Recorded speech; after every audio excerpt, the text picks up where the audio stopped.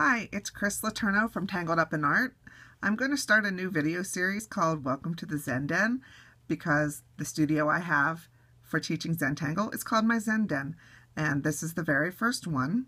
I can't promise they'll be very regular, but anytime I have an inspiration or something to share with you, it'll be here. So today's Diva Challenge is to do a Valentine, and that because I'm doing a Valentine class this week, actually doing 3 of them. But I know some of you can't come to my classes in Central Ohio, so I thought I would share one of the cool things I found that we're going to be doing at class. Okay, you can do Zentangle with anything, anywhere. Well, this is a little 59-cent cookie cutter that I found at my local Walmart, and I thought it would be fun to use it as a stamp. But you can see right here that the stamp was a fail. So I thought, well, let's trace it. That actually turned out to be cooler than I thought, because here it is traced, but when you're tracing, use a soft pencil and go very lightly. I had to do it darker so you could see it, but you'll notice right in this section, there's this third heart isn't complete. And if you're doing a cookie, you probably don't want it to be complete because your cookie will fall apart. However, for Zentangle or this project, you probably do. So all you need to do is pick one of the other hearts that line up and trace the missing end of it. And here's what it looks like after all the tracing is done. Now you'll see it's sort of a mess. It's not traditional Zentangle, because in traditional Zentangle we wouldn't be using a pencil and an eraser and a string, but for this project we are. And all you need to do when you get to this point is straighten out your lines, erase any of the lines from the intersections, because we're going to do a little Celtic treatment here, and we don't want to define ahead of time what they look like. So I've already done that. So here we have all the lines cleaned up.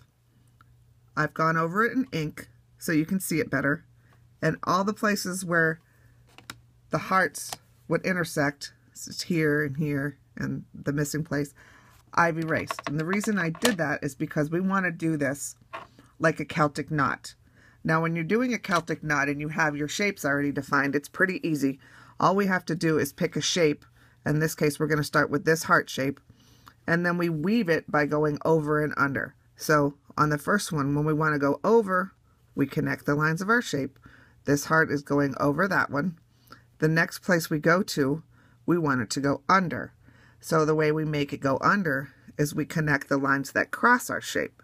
So this heart is crossing our shape, we're connecting those lines.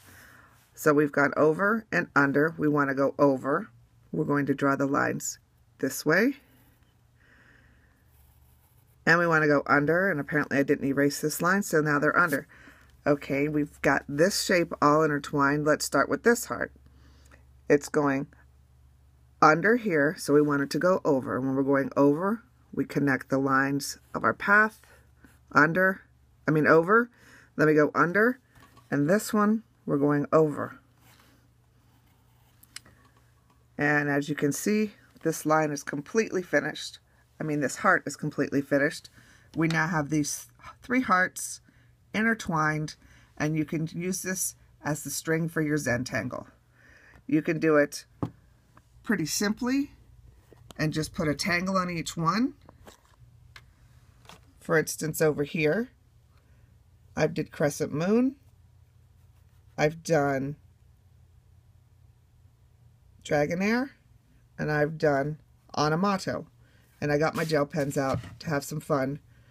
And on this bag, which I did at the retreat, I started out with the heart cookie cutter, and then I grew from there to have all sorts of organic tangles coming out of them.